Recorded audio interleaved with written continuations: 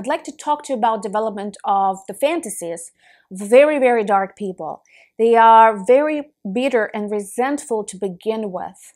And they're often lonely and isolated. They're not well adjusted in this society.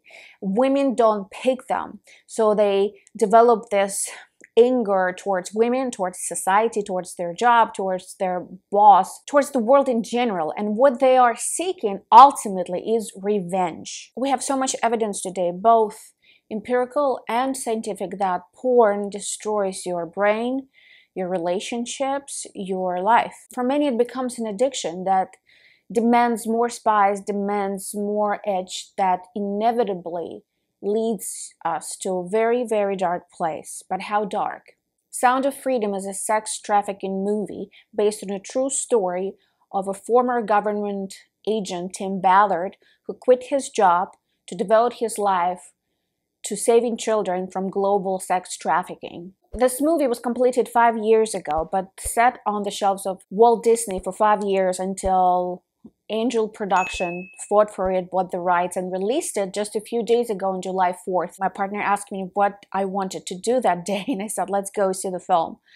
And I'm 8 months pregnant, and I knew that's probably not a good idea to watch a movie of children being abused, but I wanted to see it. I wanted to dive right into it.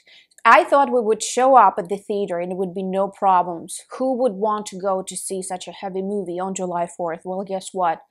All theaters in town, I live in Austin, there's lots of theaters, were sold out for the day. And showtimes, they played, let's say, like 10, 10:45, 12 o'clock, 1:30, like back to back to back, and all the seats were sold out. So we were browsing and found 2 tickets, and we had to go out of our way a bit to see the film, but we did it. It's a low-budget movie with a very high quality performances and production. I would love to inspire you to go see this film. First and foremost, to educate yourself, to be aware what's happening, not just in the world, somewhere in the foreign country, but literally next door to you. United States is the largest consumer of child's pornography. It's $150 billion per year industry. Angel Productions, who released this movie, don't have a lot of money to spend on marketing and advertising. This is not a Hollywood movie. So I highly encourage you to go see this, even though I know it's uncomfortable, but this is your reality and not far from home. I'd like to talk to you about development of the fantasies of very, very dark people. They are very bitter and resentful to begin with. And they're often lonely and isolated. They're not well adjusted in this society. Women don't pick them. So they develop this anger towards women, towards society, towards their job, towards their boss, towards the world in general. And what they are seeking ultimately is revenge. And then they start to fantasize what would they want on the sexual front, on the violent front, and often both.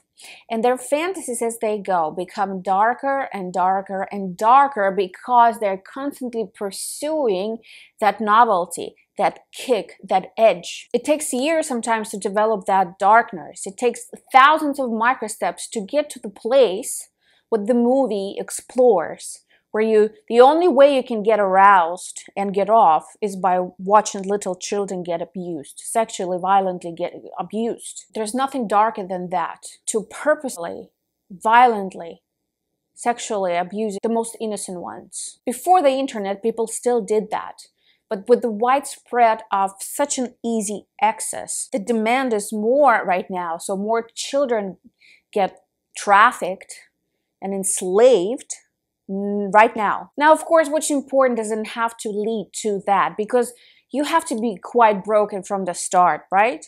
Some couples infuse their sexual life with pornography, which is also not good. I'll be talking about this in my other videos. But pornography provides an easy access right now to be in a constant pursuit of that sexual perversive kick. When you watch this movie and you watch these people, because it's based on real stories and real characters, they have no remorse. They have no conscience that they're doing something wrong. And then there is another group of people, another group of pedophiles.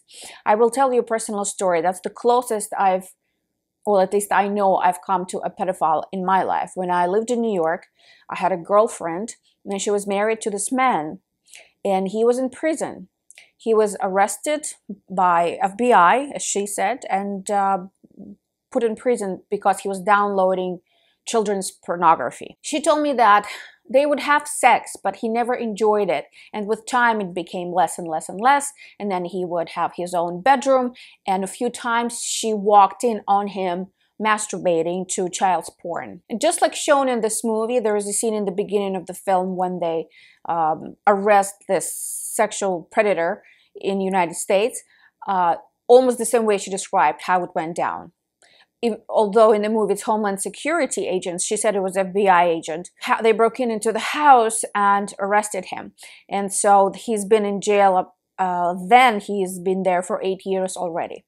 So she told me his story, that he was a deeply religious man and he was a good man. She showed me his pictures. He had this very sad look in his eyes. And she told me that he suffered tremendously because of that. So he knew what he was doing was the most awful thing, but he could not get aroused or get off in any other forms. Of course, pedophilia didn't come to us because of pornography, although pornography plays its role in expanding this notion.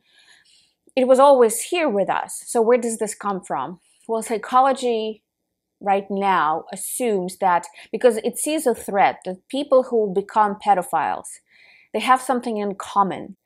They're broken people, and what happened to them in their childhood is that their childhood in some way was snatched away from them. Either they were sexually molested, or they were working from a very little age, like let's say the parents got in a car accident and the older brother had to take care of the youngest siblings at the age of 7, 8. In one way or another, their childhood was snatched away from them, and they get trapped. Their psyche gets trapped in that moment, and they become adults. Not everybody, of course, go on the path of becoming a pedophile, but for some, the trauma is so acute that the only way they can feel alive, feel aroused, is by tapping into, by watching those children.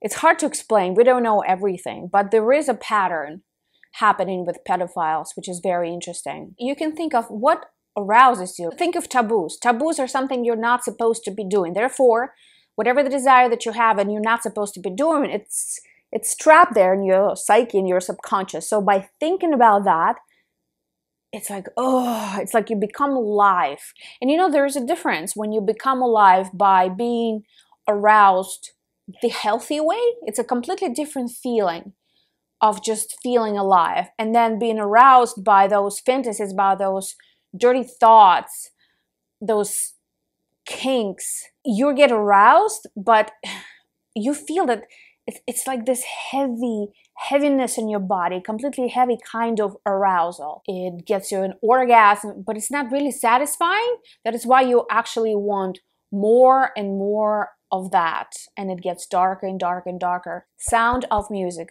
Go support this phone. My name is Katya Zar. I'm your sex and relationship coach.